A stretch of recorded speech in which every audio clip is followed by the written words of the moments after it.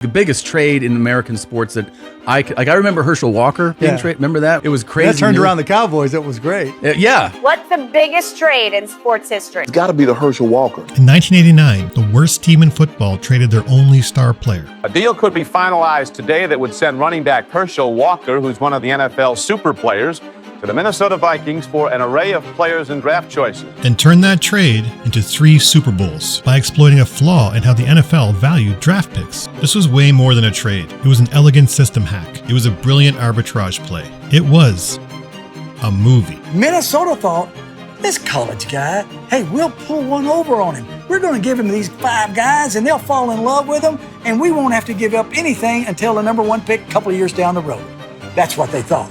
This is the story of how a mad genius with no NFL experience There wasn't the steady with Jimmy. outsmarted the toughest negotiator in the entire league. I could be with the happiest man in Minnesota right now, Vikings Executive Vice President and General Manager Mike Lynn. And in the process, turned the Dallas Cowboys into the most valuable sports franchise in the world. And then he went fishing. We've gone through a little transition here. Well, maybe it's a big transition. If you think what I just said is crazy, I don't know, man.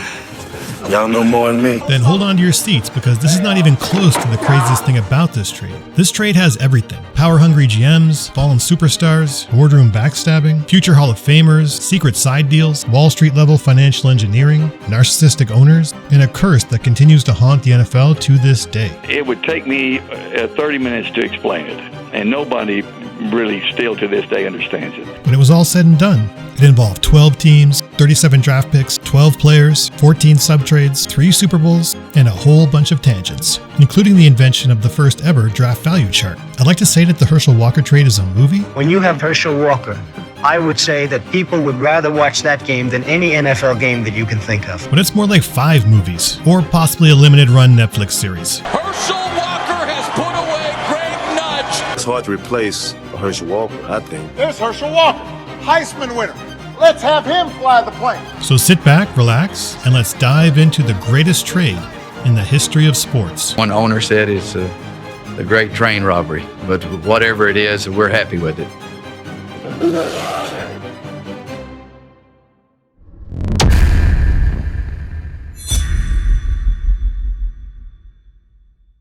October 12th, 1989.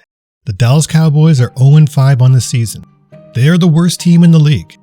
They've got a pathologically optimistic new owner, Arkansas oil man Jerry Jones. We will win. Win is the name of the game. And his rootin' college football buddy, Jimmy Johnson, fresh off winning the college national championship with the University of Miami the year previous. How does it feel, Jimmy? I don't know. I can't feel anything. It's fantastic. My friend is going to join us with the Cowboys, and what he brings to the table with the Cowboys will be more than if we had 5 first-round draft picks and we were getting to get the last 5 Heisman Trophy winners. One of the greatest things that will have happened in the Cowboy history is Mr. Jimmy Johnson joining the Cowboys. They've got a bad team, and they're following not 1, but 2 legends. Legendary general manager Tex Schramm. As president of the Dallas Cowboys, I know that employment decisions must be based upon performance. That's what's made us successful. And even more legendary head coach Tom Landry. I'm one of the best-known Cowboys in Texas. Tom Landry was a great football coach, but he had 3 straight losing seasons. And when I took over the job, they were 3-13, worst in the NFL. The Cowboys aren't just a bad team, they're also a bad business, currently losing $1 million a month. A year previous, Jones bought the team for $140 million as a distressed asset from previous owner H.R. Bum Bright. Bright was forced to sell the Cowboys after owning it for only 5 years because he had lost his shirt in the savings and loan crisis of the late 80s. Bright had purchased the Cowboys from Clint Murchison Jr. in 1980, also as a distressed asset after Murchison Jr. was forced into bankruptcy. And this was in Texas, so of course it was the largest personal bankruptcy in history at an estimated $400 million. Clint Murchison Jr. had inherited the franchise from his father, Clint Murchison Sr., who, according to Madeline Duncan Brown, may have been one of the guys who conspired to kill John F. Kennedy, but that's a whole other video. The Cowboys were a franchise that seemed to have a cursed chain of ownership, hidden under the glamour of the team on the field. The talent level of the roster they've inherited is low, while their age is high. They were slow, real slow, old, real old, and bad. They were a well-coached 3-win team. And that's the personnel you inherit. They only have one valuable player, which is Pro Bowl player and living legend Herschel Walker. He was a high school legend in the state of Georgia, then a college legend at the University of Georgia, then a legend in the USFL with the New Jersey Generals. He's their only Pro Bowl player. He was basically their entire offense, and the one guy on the roster that anybody actually wanted. Then head coach Jimmy Johnson sees a fax in his office from the Minnesota Vikings, and this fax would change his life and pro football forever. The Vikings wanted Herschel Walker, and they offered 5 players, a first-round pick and a second-round pick. Unlike the Cowboys, the Vikings were one of the best teams in the league. They had finished first in their division the previous year and had lost in the playoffs to eventual Super Bowl champions, the San Francisco 49ers. At first glance, the trade looked terrible for the Cowboys. All 5 players that the Vikings offered were covered in red flags. Jesse Solomon had led the Vikings in tackles the previous year, but was coming off season-ending knee surgery. He'd only started 1 game so far in the '89 season. Alex Stewart was also coming off an injury and wasn't even a starter for the Vikings. Isaac Holt was also coming off an injury and was a backup for the final 3 games of the 1988 season. David Howard was also coming off an injury and was 32 years old.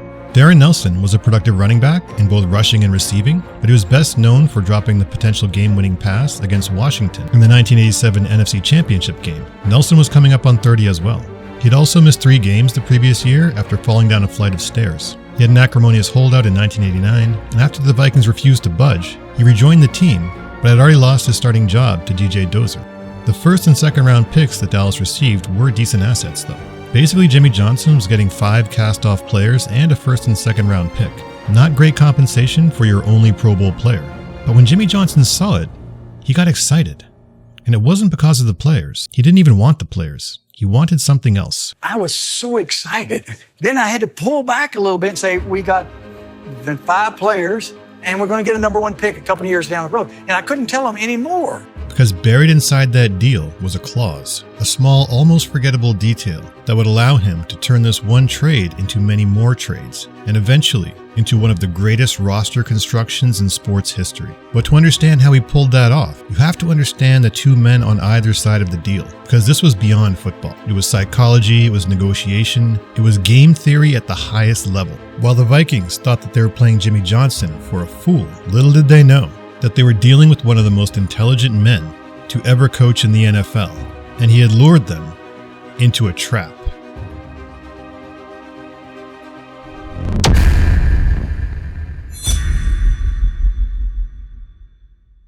Jimmy Johnson was known for being very smart, mostly because he used to tell people. Oh, Jimmy, tell you how smart he is. You know, he's a bridge player, and he was a Mensa. Is that it? 120 IQ. Oh, yeah, 120. Well, that's not very high. What he said. Well, he's 140, I think.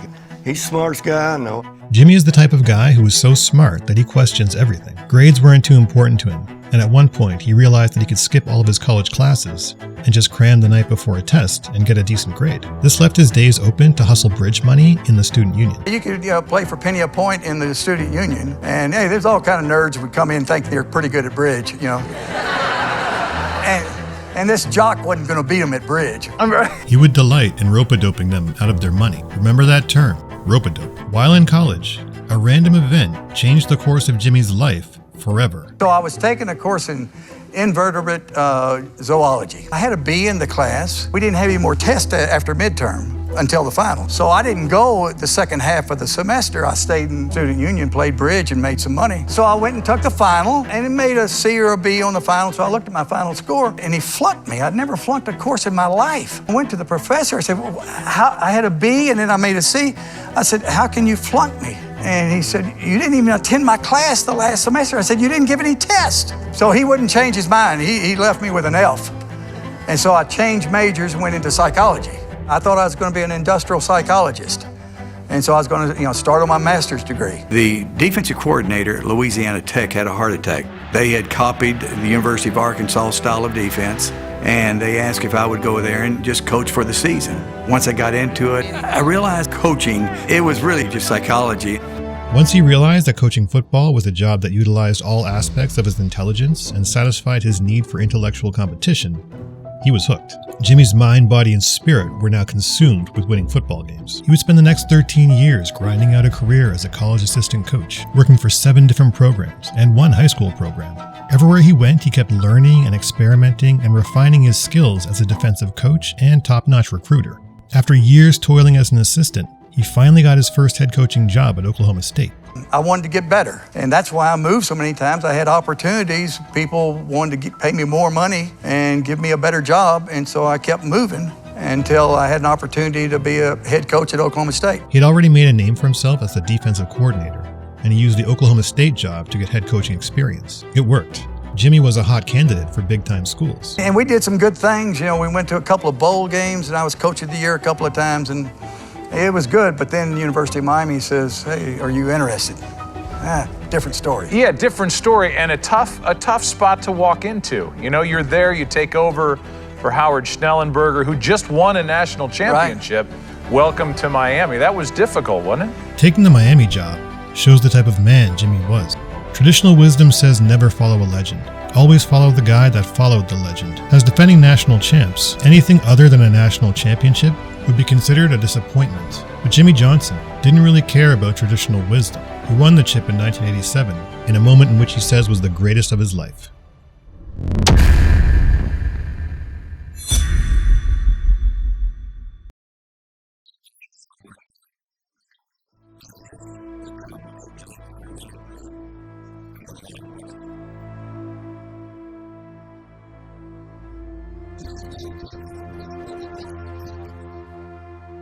I've studied a lot of high achievers in different fields, and Jimmy Johnson falls into a very specific personality type. To understand Jimmy Johnson, you have to look past the swagger, which is literally what he titled his book. He fits the personality type identified by Y Combinator founder Paul Graham as the fierce nerd. In Graham's essay, a fierce nerd is someone who is high IQ, obsessively competitive, and independent-minded, a description that fits Johnson to a T. I was more influenced than what I should have been when I first came into pro football, that this is, quote, the way to do it. This is the pro way, the professional way. I realized that I needed to do it not just my way, but do what I believed in. He didn't try to imitate the Giants or the Redskins. He tried to make a Dallas Cowboys team that was very similar to his University of Miami teams. Tremendously quick. I was saying, you know what the rest of the division's saying about you, Jimmy. You can't outrun somebody to a division championship. This game is won with brawn. He looked at me and he says, Peter, he says, do you think I give a bleepity bleep what people think? I know we're going to win. We don't accept that just because others have done it before us in a certain way, that's the way we're going to do it. We might research how the winners have done it in the past, but we're still looking for the edge of maybe a different way, in a unique way to get it done. That way we might be better than those that have come before us. Alonso said it's speed, speed, speed with Jimmy. Well, that's one part of it. 5 things that I want to look at. Number 1 is intelligence. You look at my first draft at Dallas, Troy Aikman, Daryl Johnston, Mark Stebnowski, Tony Tolbert, all 4 academic All-Americans. If it's a smart player, he's going to continually get better. Next thing I want is a gym rat. The other thing is I wanted a playmaker, and then I wanted speed and quickness, and the last thing was character. I said, Coach, you can't win a championship with bums. Take a moment and think about any friends you have that are addicted to video games. Maybe you're addicted. People who, if economically feasible, would play video games all day, every day, and be happy doing it. Consider that level of addiction to that level of reward. Now take that same level of addiction, only the reward is money, or NBA championships, or Super Bowls, things that really matter, things of status. Imagine how addictive those games must be for the people who can achieve them. Fierce nerds are everywhere in history, ferociously intelligent humans who were addicted to the games that they had chosen. Before the Industrial Revolution, the highest level of game was warfare. It was a game that was the most complex, that had the most at stake, and the greatest rewards. You had fierce nerds emerge like Hannibal Barca, Napoleon, Alexander the Great, Genghis Khan, geniuses who wanted to test their intelligence by competing at the highest level game that they could find. During the Industrial Revolution, fierce nerds emerged as robber barons like Rockefeller, Morgan, and Carnegie. Paul Graham identified the newest members of this group as Silicon Valley entrepreneurs like Zuckerberg, Musk, and Bezos. These men were so spiritually tied to their chosen game that it was impossible for them to think about anything else. Jimmy Johnson was one of these men. He was so obsessed with testing his intelligence against the very best that he didn't even need a contract. All he wanted was control of the team and the personnel decisions. He knew that if he had those 2 things, that his contract would take care of itself. It's a dangerous game if you live your life other than the way I live mine. I'm always at the top, or I'm always at the bottom. And I would never want a 8-to-5 job, 40-hour week, dinner at home every night. I don't want to be routine. I don't want to be average. I'm willing to take major risk to be at the top.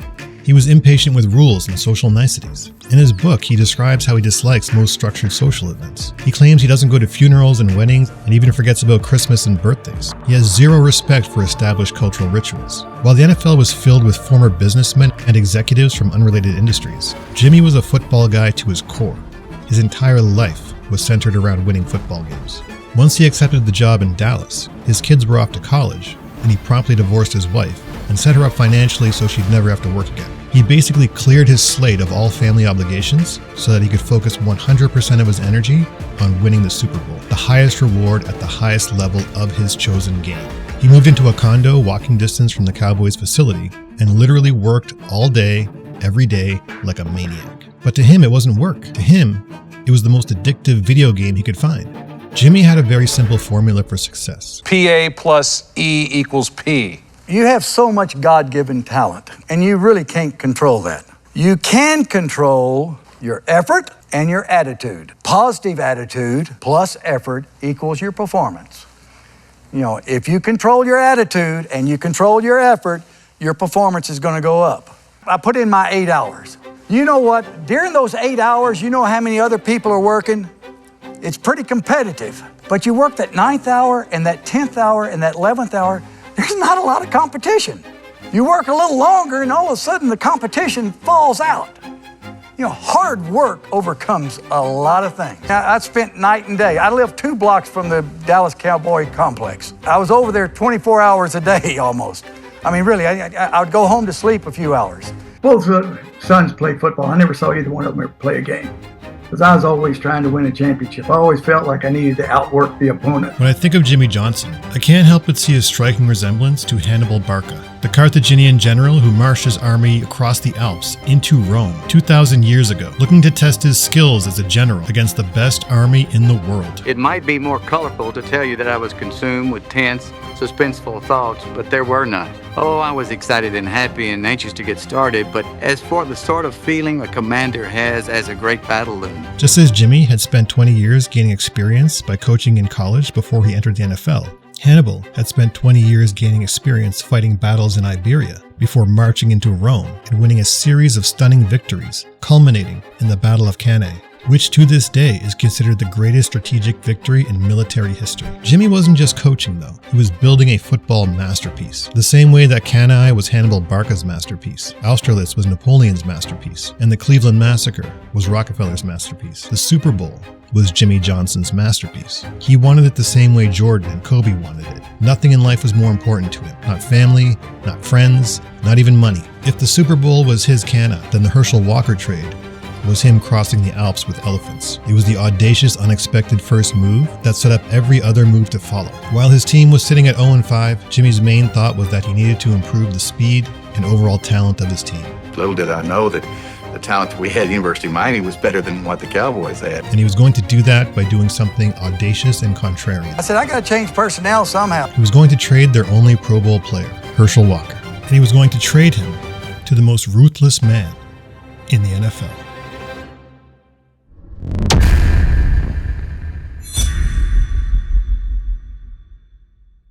There are 2 sides to every trade.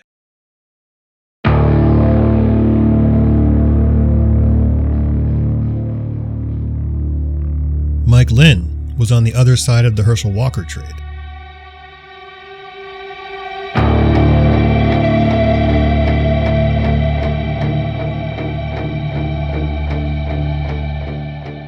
The first thing to understand about Mike Lynn is that he was no rube. While he may have made the worst trade of all time, it wasn't because he was dumb. His Viking squad had been on the verge of greatness for a decade and was seemingly one player away from winning the Super Bowl. He was what we call a motivated buyer. While Jimmy had spent the last 20 years battling his way up the ranks of college football before getting his opportunity to take control of the Dallas Cowboys, Mike Lynn had spent the past 20 years battling his way up the ranks of corporate hierarchies before taking control of the Minnesota Vikings. Mike versus Jimmy was a heavyweight fight of two equally skilled opponents. But before Mike Lynn ever matched wits with Jimmy Johnson, he first matched wits with the founder and president of the Minnesota Vikings, Max Winter, in a multi-decades-long power struggle that was more ruthless and Machiavellian than anything the NFL had ever seen before. Mike Lynn's rise is a classic story of cold, calculated American ambition. When he was 12 years old, Mike watched his father die of a brain tumor. In order to support his family, he got a job as a drive-in theater usher. By 17, he was managing the theater, the youngest manager in the entire chain. Mike eventually got a job at the head office as the assistant to the general manager. In this job, he learned two valuable skills: the art of negotiation and the art of the courtier. He understood the game of office politics at an extremely high level and was able to manage key relationships with unusual skill by mastering a careful balance of being ruthlessly effective in his job while always planning one move ahead. At 29, he left the theater business and got a corporate job at a Memphis-based department store chain. And at the age of 36, he used his local connections to form a company with the goal of bringing a sports team to Memphis. For the next 4 years, he was constantly hanging around NFL and NBA meetings, networking and probing for opportunities, but was unsuccessful in getting a franchise for Memphis. As he approached his 40s, with debts mounting and hope fading, he was about to give up his dream of owning a pro sports team when an opportunity finally presented itself. In 1974, the relationship between Minnesota Vikings president and founder Max Winter and Vikings GM Jim Finks had soured and was being played out in the press. As Max Winter pushed out Jim Finks, Mike Lynn saw the headlines and wrote a handwritten letter to Winter asking for the job. It was a Hail Mary, but it worked. Winter hired him as his personal assistant. $30,000 a year, no contract. Winter immediately delegated the unpleasant task of negotiating player contracts to Mike Lynn. It was a little tryout to see what Mike could do. Little did Winter know that he had just let the fox into the henhouse. After a year, Mike had used his negotiating skills to sign all of the Vikings' unsigned players to below-market deals. Winter was so impressed that he named Lynn the new general manager. A year later, Winter gave Lynn a seat on the board of directors. 2 years later, Mike was basically running the entire organization, and his salary had quadrupled. Winter called the relationship like father and son, and even named Lynn the executor of his will. Interestingly enough, he had said the same thing about the previous GM, Jim Finks.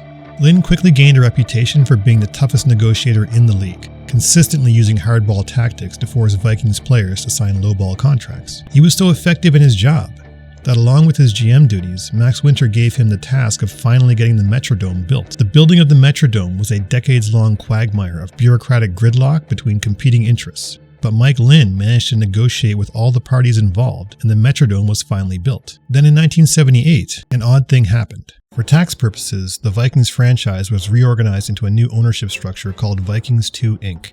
This new company controlled the Vikings NFL franchise, along with the Winter Park office facility and the Metrodome's executive suites, with 1,750 total shares issued and distributed among the multiple owners of the previous Vikings Inc. However, of those shares, only 600 were voting shares, which were divided equally between Max Winter and the estates of Vikings co-founder H.B. Skoglund and Bill Boyer, who were now deceased. The Skoglund estate was represented on the board by H.P.'s son, John Skoglund, and the Boyer estate was represented by Boyer's son-in-law, Jack Steele. As Winter marched into his late 70s, he began to spend most of his time at his home in Hawaii and handed more and more responsibility over to Lynn. Over time, Mike realized that Winter had alienated both John Skoglund and Jack Steele and refused to keep them in the loop on team decisions. John Skoglund would later testify that Winter literally told him, "Mike and I don't want you to know what's going on." With Winter getting older, Mike Lynn made sure to form strong relationships with both John Skoglund and Jack Steele, who were much younger and would be around for much longer. Then in 1984, Mike's world was rocked. Mike had 18 months left on his existing contract and flew to Hawaii to negotiate a contract extension at Max Winter's home. At the meeting, Mike was blindsided. Max Winter not only refused to extend his contract, he suggested that Lynn should resign as general manager. Mike was considered the best GM in the league at the time. Lynn flew back to Minnesota upset and confused. He didn't know why Winter had turned on him. Then his buddy and board member, John Skoglund, pulled him aside and told him that Winter's son-in-law was planning to take over for Winter and wanted Mike Lynn out of the way. At this moment, everything snapped into focus for Mike Lynn. The freeze-out wasn't really Winter, it was Winter's son-in-law working him from the inside. This is where Mike Lynn showed his political genius. He convinced John Skoglund and Jack Steele to throw their support and their 400 voting shares behind him. Both men hated and resented Max Winter and were basically waiting for him to die. Mike convinced them that by forming a voting bloc and putting him in charge, they could finally be rid of Max Winter. With the support of Steele and Skoglund, Lynn flew back to Hawaii on April 7, 1984, walked into Max Winter's home, and put a handwritten contract in front of him. The contract gave Lynn total operational control of the Vikings, a salary north of $500,000, $1 million in deferred compensation, and the kicker, personal stake in the Metrodome itself. Built into the deal was an arrangement that Mike Lynn would personally receive 10% of the gross rental revenue from every luxury suite in the Metrodome. And not just for Vikings games, Twins games, concerts, Gopher football, tractor pulls. Mike Lynn got a cut of every dollar generated by those luxury suite rentals. And the deal was tied to the building, not to his employment. It would continue as long as the Metrodome was in use. Lynn told Winter that he had 400 votes to Winter's 200. Either sign now and stay on as president with limited power, or refuse and get voted out at the next board meeting. On the advice of his lawyer, Winter signed but negotiated that he would maintain the title of president until the year 2000,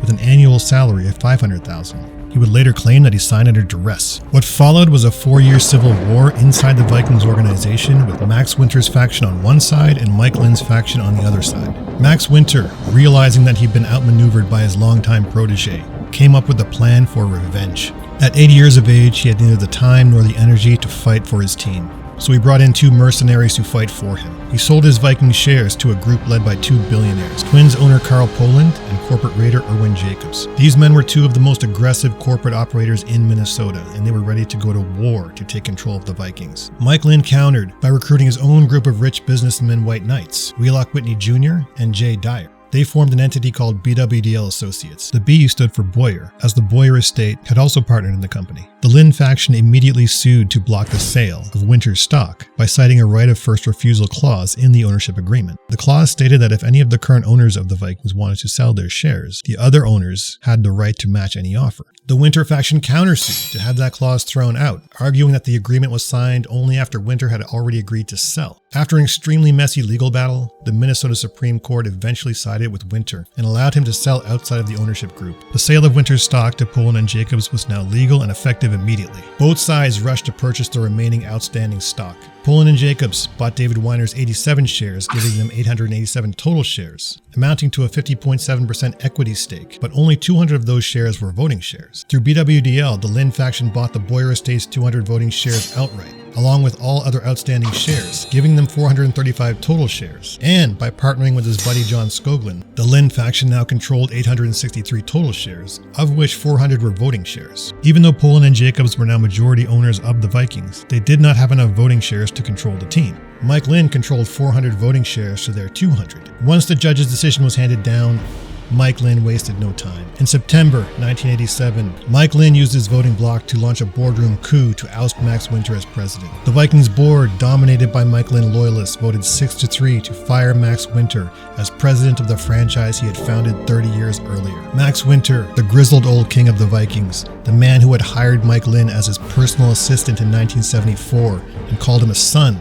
was now ousted from the very franchise he had co-founded by an upstart drive-in movie theater manager in an absolutely Shakespearean boardroom civil war. Lynn mercifully allowed Winter to stay on the board of the Vikings for a few more years in a vestigial role, but eventually Max Winter left the organization in disgrace, leaving behind Mike Lynn as the new king of the Vikings. However, though Max Winter was cast out of the Vikings, his acolytes Carl Poland and Erwin Jacobs were now on the Vikings board and owned a majority of the equity in the franchise, and they began to make life hell for Mike Lynn. They launched multiple lawsuits against the Vikings organization, petitioning the court to convert all of their shares into voting shares. If successful, they would be able to take control of the team as majority shareholders. They also sent a letter to NFL Commissioner Pete Rozelle and several NFL owners slandering Mike Lynn for his Machiavellian ouster of Max Winter and claiming that he had enriched himself at the expense of the organization. Rozelle had been following the court cases and demanded that a unified ownership structure be worked out between the two factions. With neither side able to buy the other side out, the Vikings ownership fell into dysfunction. Though he had won the boardroom battle with his mentor Max Winter, Mike Lynn, ever the master politician, knew that Winter's acolytes Carl Poland and Erwin Jacobs were settling in for a long, painful siege, and they had unlimited money and unlimited time to fight him in court. Seeing the writing on the wall, Mike Lynn began planning his exit. But before he walked away from the Vikings, he wanted one more thing: a Super Bowl ring. Surprisingly enough, while all of this drama was happening in the boardroom, Mike was still trying to win a Super Bowl on the field. The Vikings had been a team on the verge of greatness for the past 10 years, but were never able to make that next step. Lynn had even secured the Metrodome as the venue for Super Bowl 26 being played in 1992, with his reign in Minnesota slipping through his fingers and 1 foot out the door. On October 12th, 1989, Mike Lynn threw up a Hail Mary. He sent a fax to the Dallas Cowboys, proposing a trade for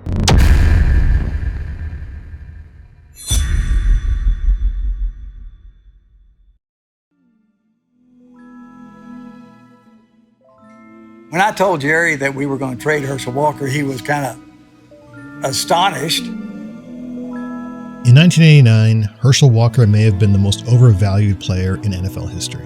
He had always been a great player, but he wanted to be a star. Herschel's biography reads like a Roald Dahl novel. He claimed that as a child he was both fat and a stutterer, and that he transformed himself through a pathological work ethic. He famously claimed he never lifted a single weight in his life. Instead, he performed a daily ritual of 3,000 to 5,000 push-ups and sit-ups, punctuated by sprints while pulling a tractor tire behind him. Doing 1,000 push-ups and 1,000 sit-ups a day, and his teammates were telling me, baloney. Yeah. Nobody can confirm that they actually saw him do that. Well, Herschel can't exaggerate, as we've seen of late. Yeah. By the time he had graduated high school, he was a top talent with teams nationwide recruiting him. He decided to stay in his home state of Georgia and had one of the greatest college careers of all time, culminating in the Heisman Trophy win in 1982. He was a bona fide star before he ever turned pro. I mean, the beginnings of his pro career is a movie unto itself. He became the first college player to enter the pros early and forego his college eligibility. Because the NFL had rules against signing college players early, Herschel signed with the upstart USFL New Jersey Generals for a record $5 million 3-year contract, the richest contract in pro football history. He would set the pro football rushing record of 2,411 yards with the Generals and win MVP that year. After the USFL folded in 1985, he was signed by the Dallas Cowboys.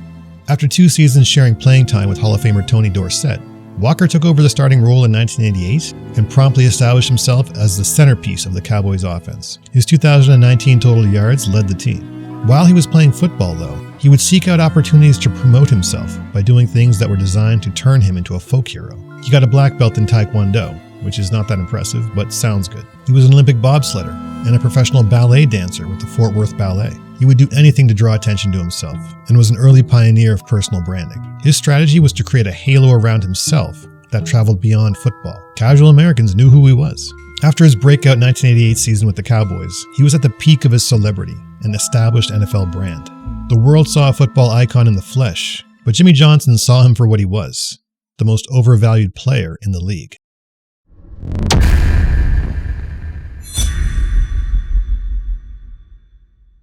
Jimmy was possibly the greatest evaluator of college talent ever. He spent 24 years coaching in college and had evaluated players the entire time. He had connections to coaches all over the country, tipping him off about underrated players. Most GMs used to send scouts to assess college talent. Jimmy didn't. Jimmy went to the schools personally to scout players for himself. He proved that he could draft well, as 5 players from his first draft class became Pro Bowlers, and 1 became a Hall of Famer. Another ended up becoming head coach of the Miami Hurricanes, but that's another story. Another thing to consider is that teams didn't trade a lot in that time. I was on the phone every day trying to trade anybody I had. And the only thing I could do is try to make some trades to build up some draft picks. I knew if it was the old take the best player available, like the NFL did, nobody traded back then. There was no fantasy football. If we take the best player available, we weren't going to turn this thing around because we didn't have enough players. So Jimmy came up with a simple thesis. We are good at drafting, so we should focus on that. The league is bad at trading, so we should focus on that. At the time, running back was a highly valued position. Running backs were nearly on par with quarterbacks as far as their perceived value. There's a common thread that goes with each Super Bowl team, and that is to have a great running back. The Rams had traded Eric Dickerson a few years earlier for a haul of draft picks and set the market for premier running backs. But Jimmy didn't think Walker was a premier back. Walker had already played 3 heavy seasons in the USFL and 3 seasons in college before joining the NFL. He actually set the record for carries in a season, which still stands to this day. He had thousands of high-impact touches on his odometer. What he used him up in the USFL also, Skip, because remember the Generals, they ran him into the ground. He had like 2,300 yards rushing one year. So did Paul Hackett as the coordinator of the Dallas Cowboys, because the first 2 years, the touches are extraordinary. And then the third year, which is the year before this year that were in question, he ran at 361 and he caught it 53 times. And in touches, he was only 10 short of the leading in touchers. Guess who? Our man, Eric Dickerson. So my point was, he was battered. He's on his last legs. He was on his last legs. And Jimmy's like, yeah. Jimmy knew that his perceived value was significantly higher than his actual future production because of his celebrity glow. And this made him the most liquid asset on a 1-in-15 roster. Basically, he was the only player on the team that other teams wanted. Jimmy started calling GMs around the league to drum up interest in the trade, and eventually got an offer from Cleveland for a player, 2 first-round picks, and 3 second-round picks. He let Mike Lynn know about the Cleveland offer and gave him a chance to better it, but he gave him a firm deadline of 6:30 p.m. Look, Jimmy was a psych major at Arkansas. He's got 149 IQ, knew exactly what he was doing. Jimmy used multiple psychological tactics on Mike Lynn brilliantly. Scarcity, urgency, competition, and loss aversion. It worked. Mike sent back a counteroffer. 5 players and a first and second round draft pick. However, the genius of the trade was actually in the fine print.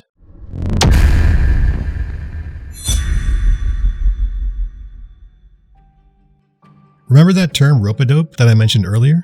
Jimmy used that term a lot in his book, whether it was rope-a-doping bridge players while he was a student or rope-a-doping GMs when he was trading for players. He actually got that term from Muhammad Ali. In what is now considered one of the greatest boxing matches in history, Ali defeated the heavily favored George Foreman in 1974 by leaning on the ropes and feigning weakness, while Foreman attacked him with punches round after round. Ali skillfully blocked the punches, and in the 8th round, sprang his trap. He attacked a now exhausted Foreman with combinations, knocking him unconscious, and winning the fight, in a stunning upset victory.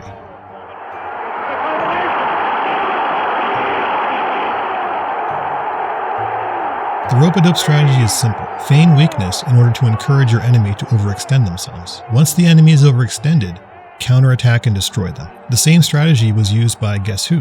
Hannibal Barca in 216 BC. In what is considered the greatest tactical military victory of all time, Hannibal's 50,000-man army of Carthaginian mercenaries defeated the largest army ever assembled by the Roman Empire, 80,000 men, by using the rope-a-dope strategy. As the dense Roman infantry plunged into the center of Hannibal's thinly stretched front line, he instructed his infantry to slowly retreat, but to bend but not break. As Hannibal's line gave ground, the massive Roman army became more confident and marched forward more aggressively. Hannibal's infantry stretched and formed a pocket. At the precise moment when the Roman army had overcommitted, Hannibal sprung his trap. His African infantry on both sides pivoted inwards. They turned 90 degrees and slammed into the now exposed Roman flanks. As this was happening, Hannibal's cavalry had driven off the Roman cavalry and swung around and charged into the rear of the Roman infantry. The Romans were now completely surrounded. They were packed so tight that they couldn't even raise their arms to fight. The Carthaginians systematically butchered the entire Roman army over several hours. Basically, an army of 50,000 men stood across from an army of 80,000 men, surrounded them, and swallowed them. The Herschel Walker trade was a masterclass in the rope-a-dope strategy. To Mike Lynn, Jimmy Johnson was no match for him. Jimmy was a rookie coach GM with no NFL experience, who was a nepotism hire and was sitting at 0-5 on the day of the trade. Jimmy claims that he pretended to be desperate to get some wins out of the fear of being fired, which is completely plausible in Mike's eyes. However, because of the speed and urgency of the trade, Jimmy got Mike to overextend himself and include some insurance on the players so that if Jimmy didn't like the players that Minnesota sent, he could cut them and receive a draft pick as compensation. It was a little sweetener at the last minute to get the deal across the finish line. And we were so bad, he wanted to give me 5 players that were cast off for him. One had bad knee, one was disgruntled, but they were all better than anything we had. And if the player doesn't make it or you don't keep this player, you end up getting a pick that's corresponds, to his name. So let's get into the mechanics of the trade because it is absolutely fascinating. Before the ink was even dry in the contract, 2 players refused to report and threatened to retire. Darren Nelson was one, and Herschel Walker was the other one. The second guy was a big problem. When he heard about the trade, he was furious and threatened to retire. Now it's up to the Cowboys to deliver that player. Now, if Herschel Walker wants money, Mike Lynn says he's not going to get it from the Vikings. I went to Jerry Jones. I said, Jerry, we got to pull this thing off. So we had to give him an exit bonus of over $1 million.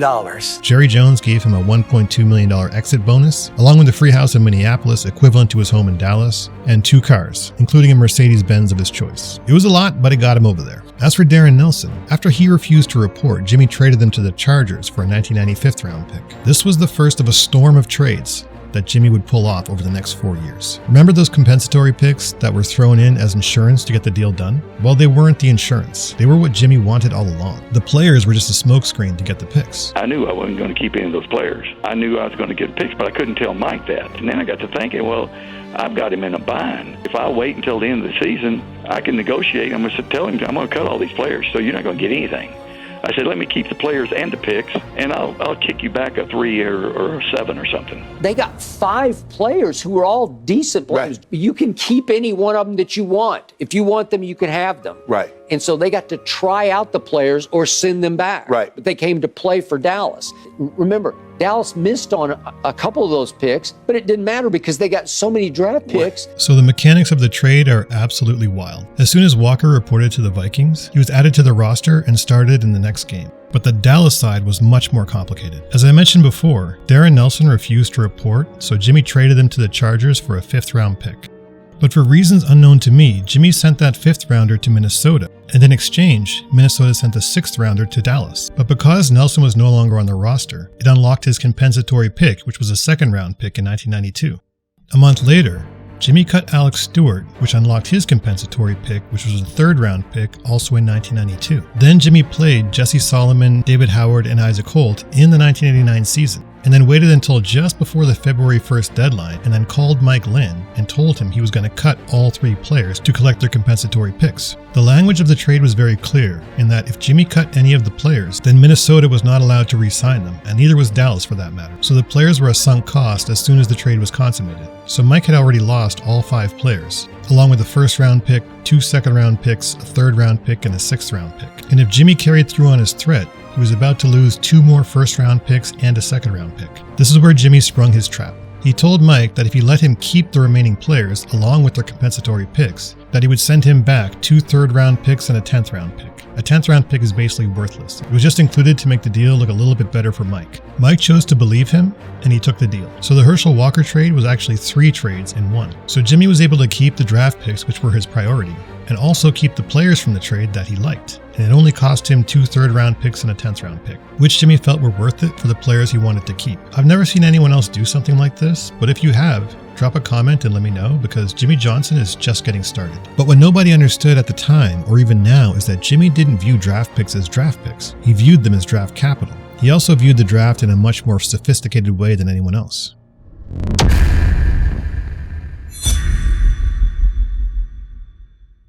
Enter the draft value chart. Up to that point, GMs would move up and down in the draft based mostly on gut feeling. Nobody truly knew what each individual draft position was worth. How many 3s does it take to equal a 1? How do you get a 1? What's the package to move up from the 3rd round to the 2nd round? What's the right number? Before the early 90s, nobody had ever done that. Not calculated it to a science, just guessed. If you go back and look, pre-1990-ish, and you look at picks traded for picks, it's all over the board. There's no rhyme or reason. There's no formula. It's quite clear that one team is just calling another team and saying, we'll give you 4 quarters for $1. And then the next year, somebody's calling saying, we'll give you 5 quarters for $1. And the next year, somebody's calling and saying, we'll give you 20 dimes for $1. And there was no way of calculating it until the invention of the Jimmy Johnson trade value chart. I was going to take Daryl Johnston, but I don't want to take Daryl up there top of the 2nd round. I wanted to make a trade. So I made a bunch of trades. After that draft, I went to Jerry. I said, Jerry, I think there's a better way to do it. If we will go to the league office, they will give us every pick-for-pick trade that's been made over the last 10 years. And we can do a value chart, and I can do a line graph, and I can put a numerical number on every pick and through the 12 rounds at that time. And it'll help me when I make those trades. Jerry's buddy, they were in the oil business together. His name was Mike McCoy. So Mike McCoy did a study, and I don't know how many decades he went back. And he went back and looked at all the trades that had ever been made, pick for picks, and did the math. And he's the guy that put a number on them, not Jimmy. Mike McCoy after that year, I would have my chart in front of me and I would call somebody and they've got to make a decision here in a couple of minutes. I've got that chart right in front of me. I knew what the value was. And so I was able to make trades like that. Well, that worked great for years until Wanstead goes to Chicago, North Turner goes to Washington. They took my chart with them. So now everybody's got the chart. After Jimmy and Mike McCoy, several other people created their own draft value chart based on their own philosophies on how to value draft picks. There's the Harvard Sports Analysis Collective chart, the Rich Hill chart, the Chase Stewart chart, the Fitzgerald Spielberger OTC chart, the John Dixon AV chart, the Ben Baldwin Surplus Models chart, and the Dartmouth Sports Draft-Based Value Score chart. But none of these charts would be possible without the very first Jimmy Johnson Mike McCoy chart.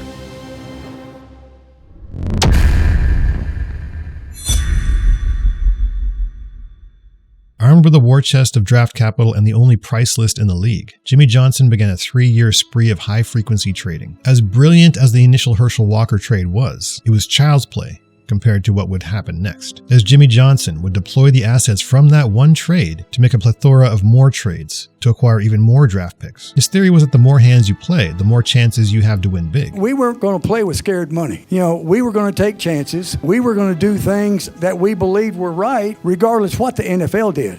And I think that's one reason why we were able to jumpstart that thing. It's something that was later identified and confirmed in an academic paper by Tucker Boynton and Ella Papanak. It showed that teams that are most active in trading draft picks tend to acquire more draft capital, and that draft capital translates into more wins. Their explanation is that teams that engage heavily in trading draft picks become good at trading draft picks, and as they engage in more trading, they acquire more market knowledge, which makes them even better at it. And over time, their advantage compounds even more. When you're as good at drafting as Jimmy was, the more picks you have, the better your odds are of picking good players. If the Herschel Walker trade was equivalent to Hannibal crossing the Alps, the deployment of the assets received in the trade were Jimmy Johnson's march to Rome. Everybody said, in the NFL, you take the best player available. What if we don't like that player? What do we do? Jimmy's strategy on drafting was simple. He identified the players he wanted to draft, and then identified where they were likely to be taken. If the player was projected to be taken higher than Dallas was positioned, depending on how much Jimmy liked the player, he would trade up for him. If the player was projected to go lower than Dallas was positioned, Jimmy would trade down for him. In trading down multiple times, Jimmy was able to get the player that he liked while accumulating more draft capital that he could use to draft more players. It was a genius strategy. In order to understand what Jimmy did, we have to go draft by draft and pick by pick, and the only way to follow it is with a flowchart. So buckle up, because this is where Jimmy Johnson shows his true genius. So here's Herschel Walker. Jimmy sends him to the Vikings in exchange for Isaac Holt, David Howard, Jesse Solomon, Alex Stewart, Darren Nelson, and a first and second round pick in 1990. This is the Viking side of the deal, and this is the Cowboys side of the deal. First things first, we have to deal with Darren Nelson, who refused to report to the Cowboys, so Jimmy traded him to the Chargers for a 5th round pick in 1990, 116 overall. This automatically triggered his compensatory pick, which was a 2nd round pick, but that was for the 1992 draft way over here, which is what Jimmy wanted all along. However, for some reason, the Chargers' 5th round pick was sent to Minnesota, and Minnesota's 6th round pick was sent to Dallas. I don't know the rationale behind these picks being swapped. It doesn't make sense to me, but if you know, leave a comment and explain it to me. Back to business. Alex Stewart was cut a month after the trade, which triggered his compensatory pick, which was the 2nd round pick in 1992, number 71 overall. But let's deal with the 1990 draft first. In the 1990 draft, Jimmy had the 21st, 47th, and 158th overall picks from the Vikings, and he started dealing. He sent pick 47 and packaged it with 68, together worth 680 points on the Johnson-McCoy value chart, to the 49ers in exchange for Terrence Flagler, Daniel Stubbs, pick 81, and pick 304. Yeah, the draft was 12 rounds back then. The value of the picks was 186 points. He cut Flagler in training camp, but ended up keeping Daniel Stubbs. Jimmy then took pick 81 from that trade and packaged it along with 21 from the Walker trade, and sent them to the Steelers in exchange for number 17 overall, and used that pick to draft Emmitt Smith. And I would argue this is the most genius trade of this group of trades because it shows how good of a scout Jimmy was. Not only did he believe that Emmitt was a great running back, but he also suspected that he would be taken before Dallas's pick at number 21, and he was probably right. The Packers and Falcons both took running backs at 19 and 20. He got his player, even though he overpaid by 35 points on the draft value chart. After drafting Emmitt, Jimmy then took Minnesota's 6th round pick, number 158 overall from the Walker trade, and packaged it along with an 8th, 9th, 10th, and the 11th they got from the 49ers deal earlier, and sent all that to the Raiders, who had just drafted safety Stan Smagala with the 123rd overall pick. It might look like Jimmy spent too much in draft capital, but they actually got Smagala at a slight discount of 6 points. Now on to 1991. Jimmy took the compensatory pick attached to Jesse Solomon, which turned out to be the 11th overall pick, and packaged it along with number 41 overall, along with Ron Francis, Eugene Lockhart, and David Howard, who he also received in the Walker trade, and sent all of this to New England in exchange for the first overall pick, which they used to select defensive tackle Russell Maryland. However, Jimmy wasn't done with Jesse Solomon. After playing parts of the 1990-91 seasons, Jimmy traded Solomon to the Patriots for a 6th rounder in 1992. I'll get to this pick in a second. But sticking with the 91 draft, Jimmy also had a 2nd rounder, number 38 overall, which was David Howard's compensatory pick. He sent that pick along with a 5th to the Oilers for running back Alonzo Highsmith. Now on to 1992. Isaac Holt actually started 46 games for the Cowboys and led the team in interceptions in 1991, and was a contributor to their first Super Bowl that year. But he also brought draft capital with him. The compensatory pick attached to him was a 1st rounder, number 13 overall. Jimmy bundled that pick along with Alex Stewart's compensatory pick, number 71 overall, and sent them to the Patriots for 19, 37, and 104 overall. He was plus 106 on that deal. He then took 19 and 104 from that trade and sent those to the Falcons for 17 and 120 and was plus 43 on that trade. He used 17 to draft cornerback Kevin Smith and 120 to draft safety Greg Briggs. He then used pick 37 to draft safety Darren Woodson.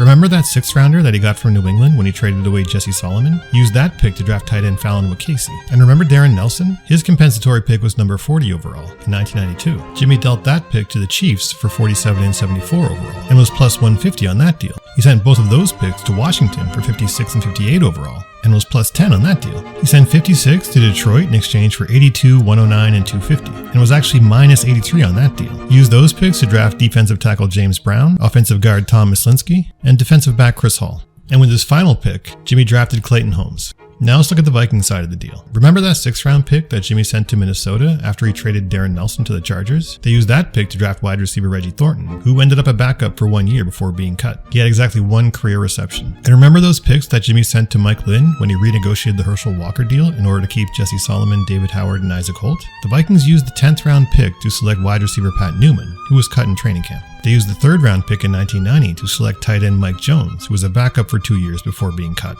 And they used the 3rd rounder in 1991 to select wide receiver Jake Reed, who did become a good player. He had 4,000-yard receiving seasons and had a respectable 12-year career.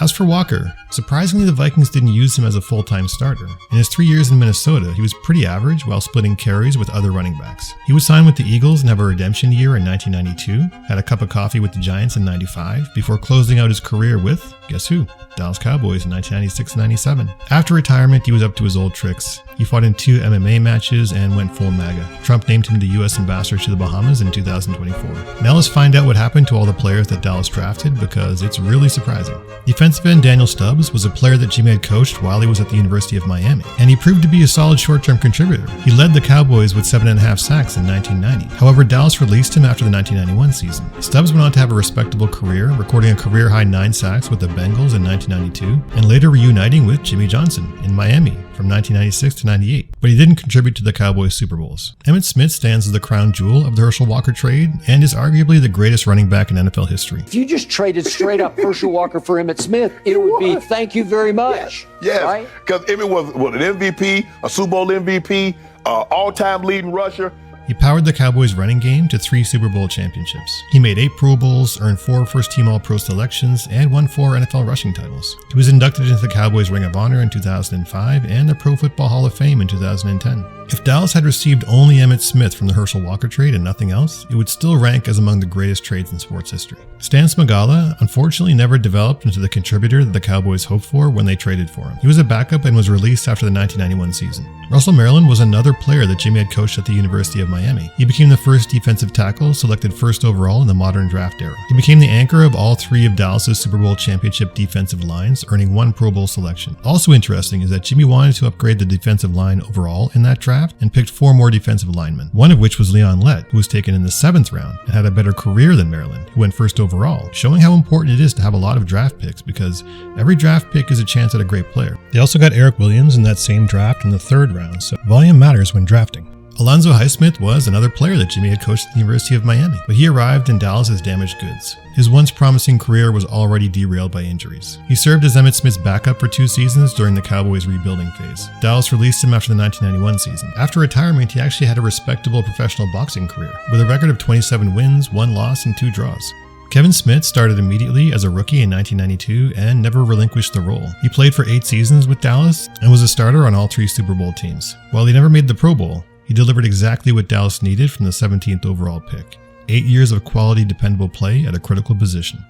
Greg Briggs was cut during training camp and bounced around a couple of different teams and leagues, and was actually re-signed by the Cowboys in 1995 and was part of the Barry Switzer team that won Super Bowl 30. Although he didn't play in the game, he did get a ring.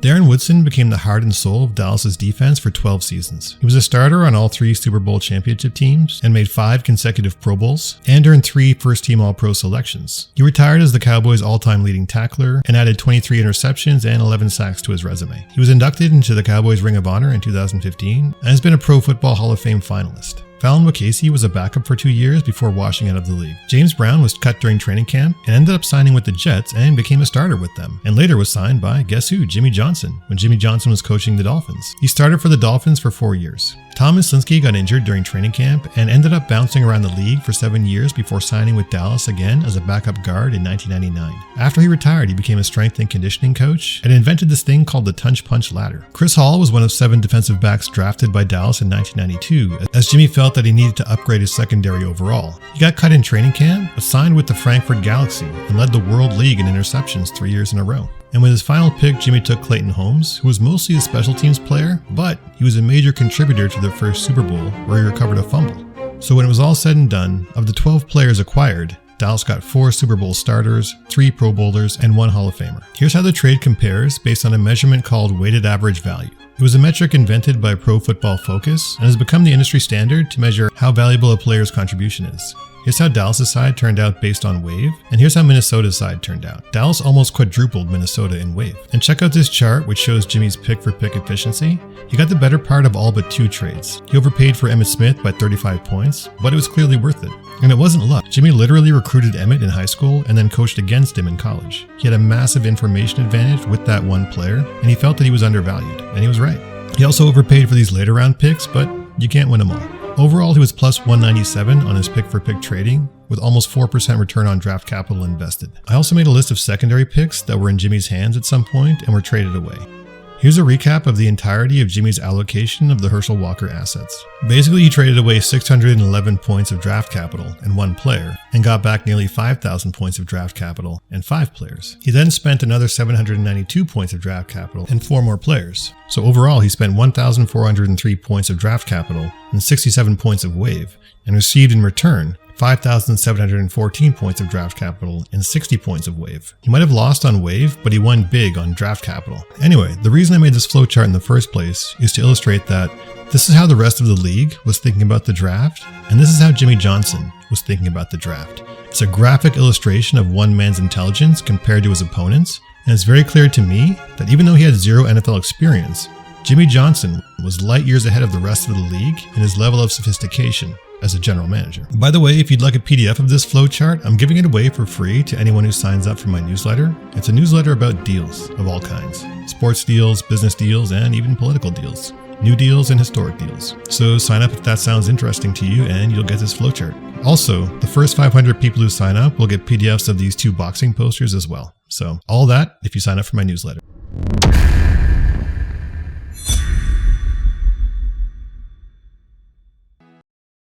In just 4 years, Jimmy Johnson turned a 1-in-15 laughingstock into back-to-back Super Bowl champions with the youngest, lowest paid, most talented roster in football. He did it with speed, intelligence, and a ruthless understanding of value. The distressed asset that Jerry Jones bought in 1988 for $140 million was now the most valuable franchise in the league, and since 2016 has been named by Forbes as being the most valuable sports franchise in the world every year to this day. It was the first sports franchise to be valued at $5 billion, then $10 billion, and as of this upload, is valued at $13 billion, with a compound annual growth rate of 13.03%. Jimmy's replacement, Barry Switzer's job was to keep the train on the tracks and win another Super Bowl, and that's exactly what he did. He rode the roster that Jimmy had created till the end of their prime and then stepped down. After Switzer stepped down in 1996, the Cowboys smashed right into a brutal 16-year mean reversion with just enough peaks sprinkled in to create unprecedented agony in the Cowboys fan base. As someone who believes in karma, I believe that Jerry's refusal to induct Jimmy into the Cowboys Ring of Honor weakened the culture of the organization. He was clearly not properly respecting the man who had turned the franchise around and making it the most valuable sports asset in the world. It was petty and dishonorable and public. Those things become part of the DNA of an organization. Those are not the qualities that win football games. Things like that create curses. After a revolving door of head coaches, Jerry hired Mike McCarthy in 2021, and he gave the Cowboys the best run they've had since Jimmy. And Jimmy was finally inducted into the Ring of Honor during this era. But in typical Cowboys fashion, Big Mike was fired the next year after going 7-10. As for Mike Lynn, while history remembers him as the guy who made the worst trade in sports history, he got the last laugh. Being the master politician that he was, Mike Lynn was always thinking one step ahead. If the Super Bowl was Jimmy Johnson's masterpiece in the arena of football, then Mike Lynn's golden parachute was a masterpiece in the arena of office politics. Remember that deal he made to get 10% of all luxury box revenue in the Metrodome? That deal continued and paid him and his heirs an estimated $10 to $15 million over the life of the stadium, most of it over the 22 years after he left the Vikings. It was such an economic hindrance that they tried to buy him out in 1999, but he refused. The deal only ended in 2013 when the stadium ended its functional life. And remember the White Knight businessmen that he recruited in BWDL to fight off corporate raiders Carl Poland and Irwin Jacobs? Those White Knights of BWDL ended up defeating PGA Acquisition Corp in court, as the Minnesota Supreme Court refused to convert all Vikings common shares into voting shares. After the Supreme Court decision, Poland and Jacobs conceded defeat and sold their shares to BWDL. The Vikings were now owned by BWDL outright. The value of Lynn's shares in BWDL doubled overnight. He cashed out in 1991 for an estimated $10 to $15 million. After the 1989 season came to a close, he read the tea leaves and left the Vikings to become president of the World League of American Football, replacing guess who? Tex Schramm, the former GM of the Cowboys that Jimmy had replaced. He was given the job by new NFL Commissioner Paul Tagliabue. Paul Tagliabue got his job as NFL Commissioner when a 6-person search committee recommended him over former Vikings GM Jim Finks. Mike Lynn just happened to be on that 6-person search committee that recommended Tagliabue. He was one of 3 people on the committee that actively blocked Finks from being hired and paved the way for Tagliabue. Mike Lynn entered the NFL in 1974 as a scrappy drive-in theater executive with no NFL experience. He exited in 1990, having raked in a smooth $14 to $20 million fortune from the Metrodome suite deal, engineered a boardroom coup and ousted the team's only living founder, defeated 2 billionaire corporate raiders in court, and acquired an estimated $10 to $15 million stake in the Vikings through his share of BWDL Associates. Not bad for a guy who started out as a movie theater usher. Mike Lynn was a very complicated man, and a lot of people have used a lot of words to describe him. But the word that I think is most fitting to describe Mike Lynn is simply remarkable.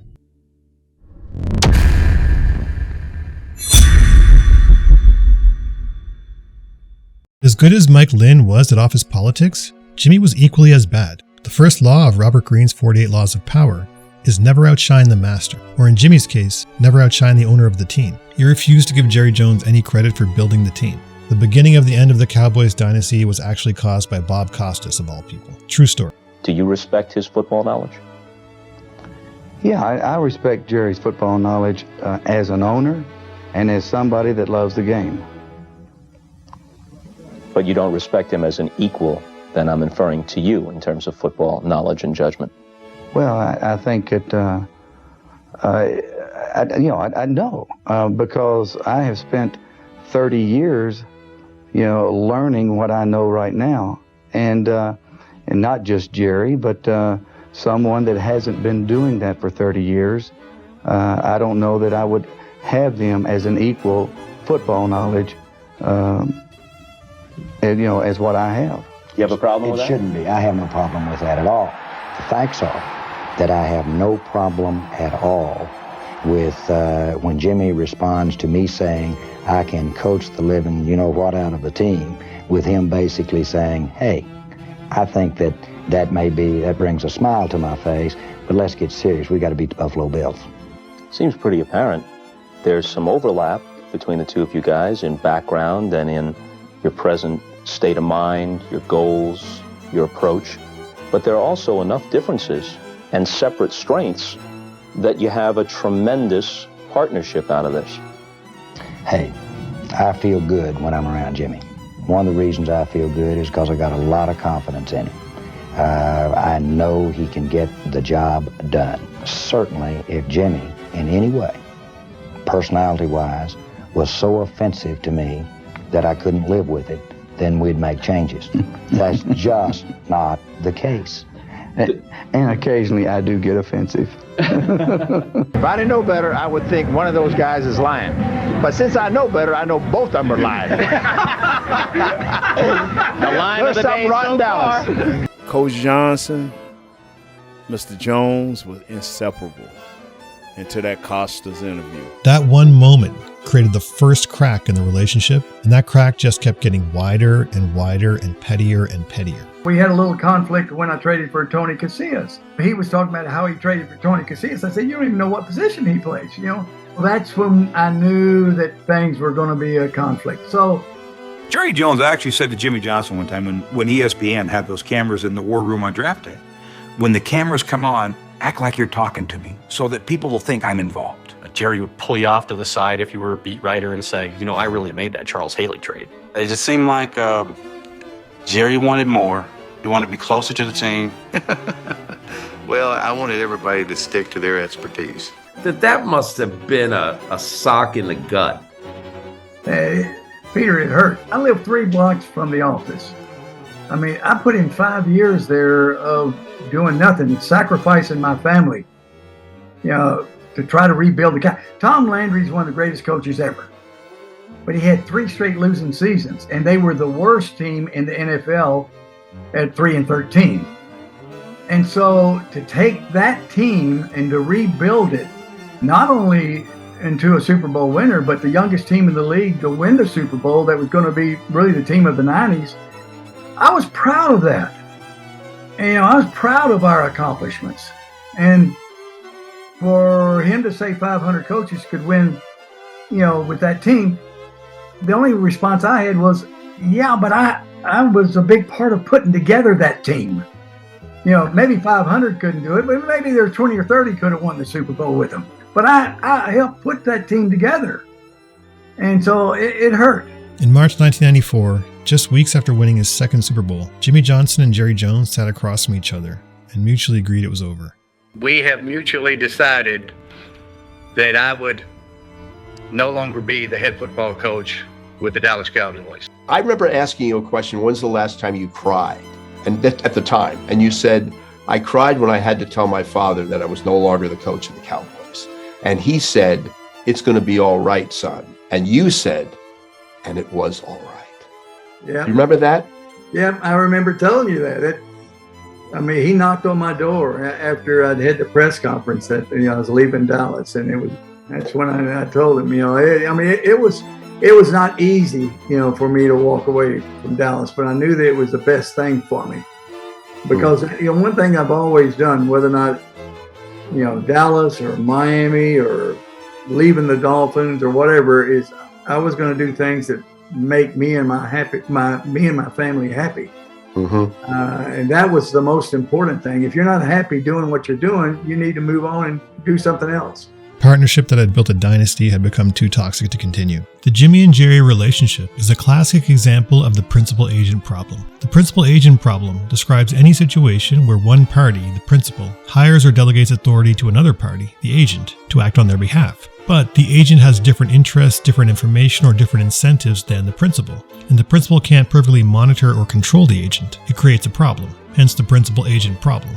Napoleon, Julius Caesar, Oliver Cromwell, John Scully. History is littered with agents who became more powerful than the principals that they worked for. Jerry was the principal who hired Jimmy Johnson, the agent, to win football games, but he also wanted Jimmy to share the credit with him. Jimmy refused to share credit, and this was seen as an act of insubordination from the agent to the principal. It all came to a head at the league meetings in March 1994. In a now infamous story, Jerry Jones made a toast to the Cowboys' success, and Jimmy refused to lift his glass. Jimmy refusing to lift his glass was like Caesar crossing the Rubicon. It was an open act of defiance by an agent to a principal. Jerry responded by declaring to reporters that 500 coaches could win a Super Bowl with the Cowboys roster.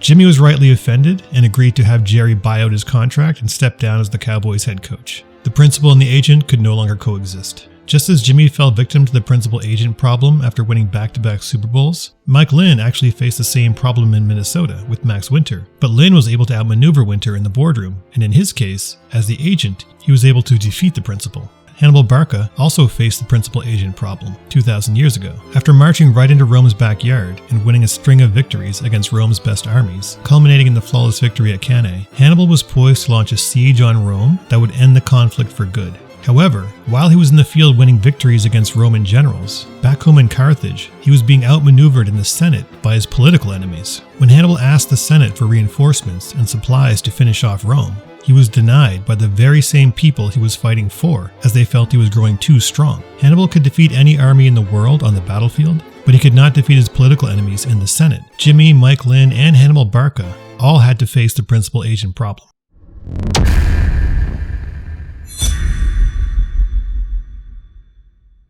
The influence of Jimmy's time in Dallas was immediate and long-lasting. After the Herschel Walker trade, the league learned the wrong lesson. People saw how Jimmy used draft capital to rebuild his roster, and GM started valuing draft capital more highly. The problem with that logic is that Jimmy used draft picks as just one tool to accumulate talent. He was also the most active GM in the league as far as trading, the trade for Charles Haley being the final piece that lifted them to the Super Bowl. In 5 years, I made 51 trades. And those 51 trades were more than the entire league put together.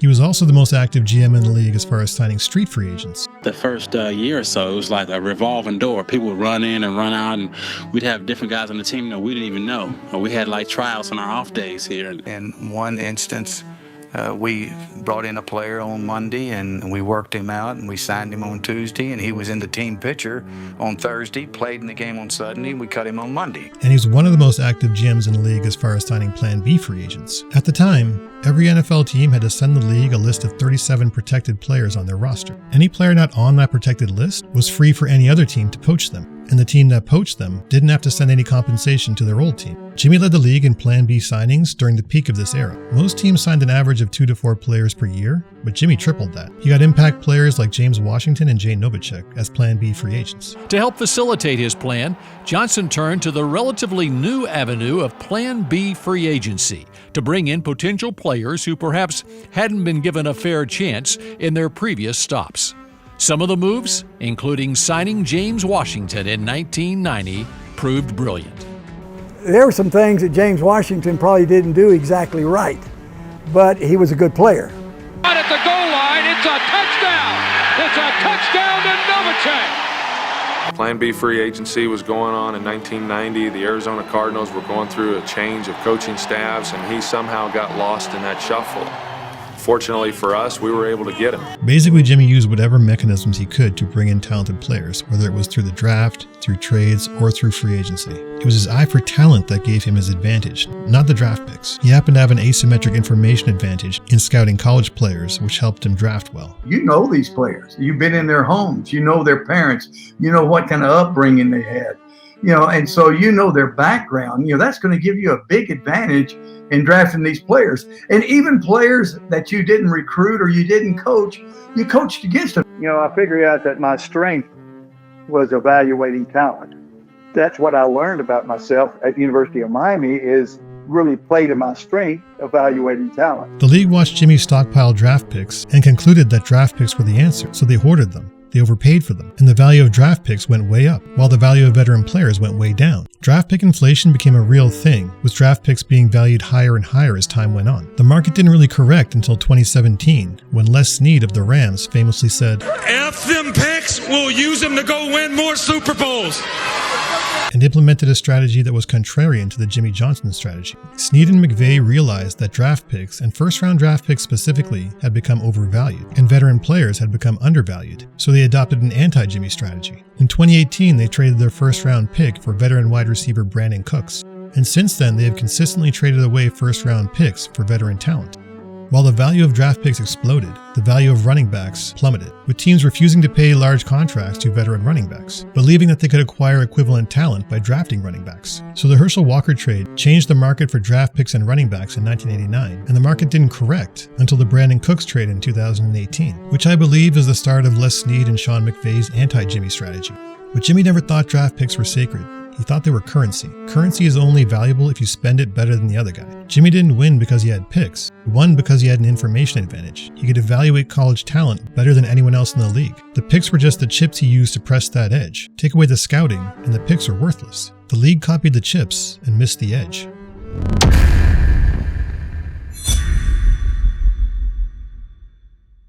Everybody thought that we were trading Herschel Walker, our only Pro Bowl player, for half a dozen players that were somewhat either mediocre or whose career was about over with the Vikings. They really didn't anticipate us getting all the draft picks that we got after we finalized the trade. There's a moment in the Iliad where Achilles is offered a choice between a long, peaceful life that nobody will remember and a short, violent life that the world will sing about forever. He picked a short one. Jimmy coached in the NFL for 9 seasons across 2 stints. 9, that's it. Bill Belichick coached for 29. Parcells coached for 19. Andy Reid is on year 27 and still going. Jimmy did it in 9 and left because he had already solved the game. It wasn't interesting to him anymore. He knew what made him happy.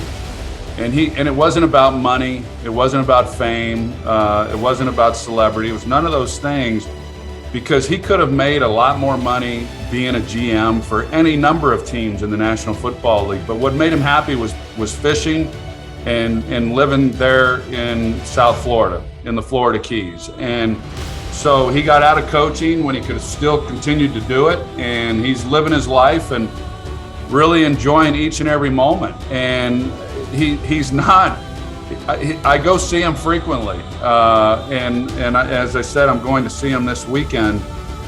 But he's not the same guy that I played for.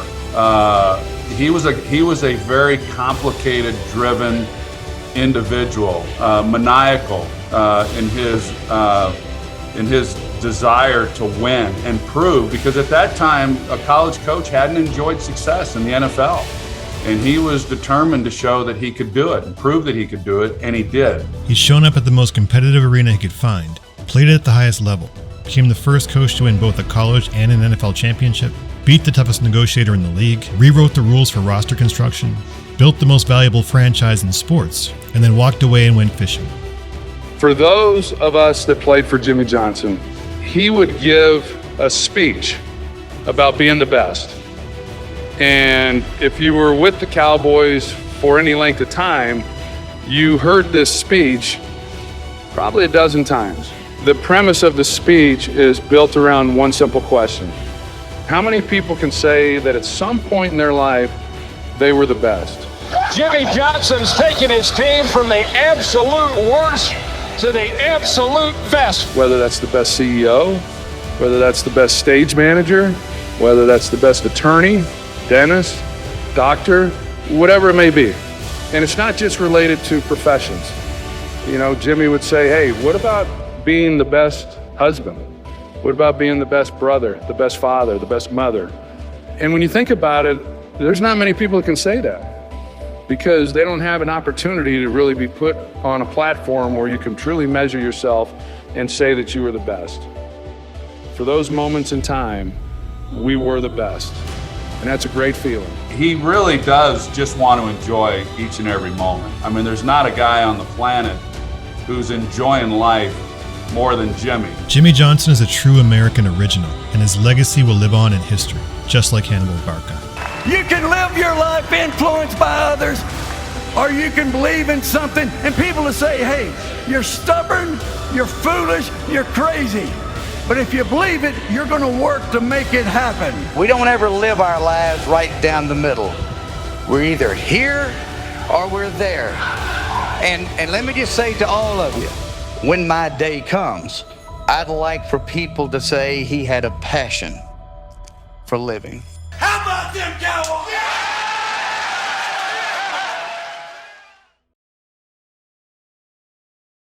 Thanks for watching all the way to the end. I think it's interesting how stories and characters seem to converge around deals. I'm going to keep making videos like this, so subscribe if you'd like to see more of these. More importantly, I'd love to do a follow-up interview with Jimmy Johnson, so if anyone could send this video to him, I would really appreciate it. And Jimmy, if you see this, please reach out because you're a hero of mine and I'd love to chat with you. Thanks again for watching.